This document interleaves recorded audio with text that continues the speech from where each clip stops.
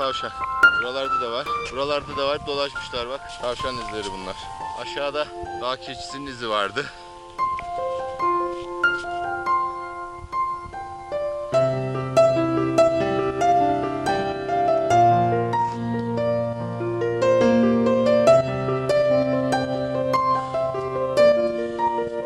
Evet, bir tilki yürümüş. Tilki yürümüş burada. Bak bu tilki izi.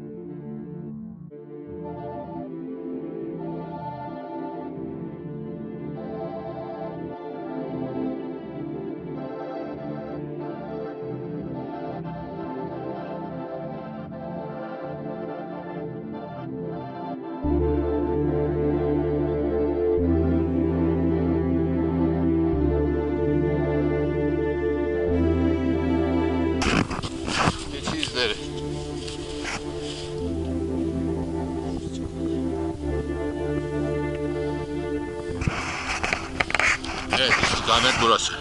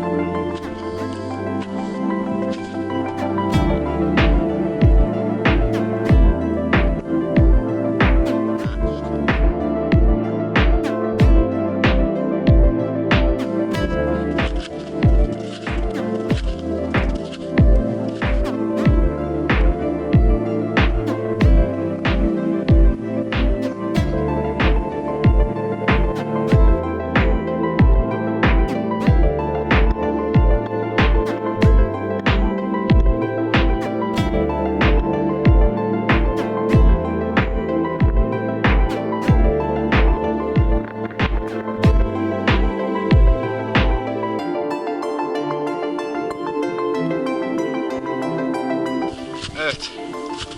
Coğoni'ye çıktık. İşte bura. İlk durak. Yarın ikinci tur yürüdüğümüzde kayak için geleceğiz. Şuraya çıkacağız. Bir vadi kayağı. Oradan sırtın üstünden sonra aşağıya. Bundan sonra bu taraf.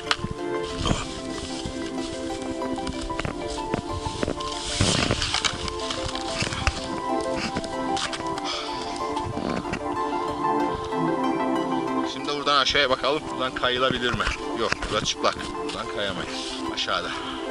Drone uçurur, bir kontrol ederiz. Kayılacak yerleri görürüz.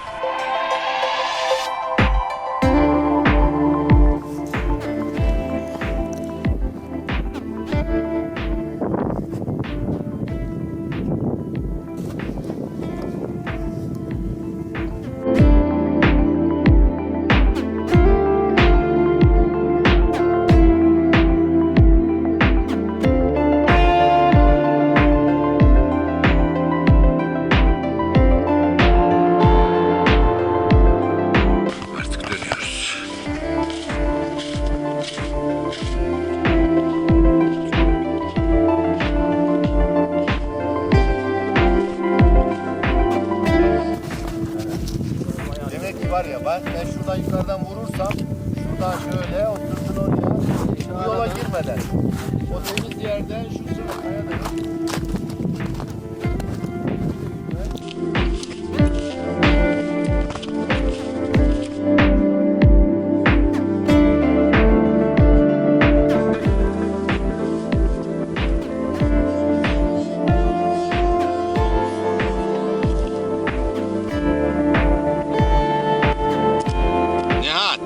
canlı kayıt aldım seni.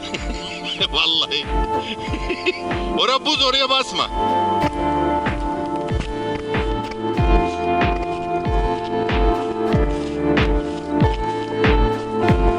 Burada bir tane çam fidanı görüyoruz. Kendi kendine burada kozalaktan büyümüş.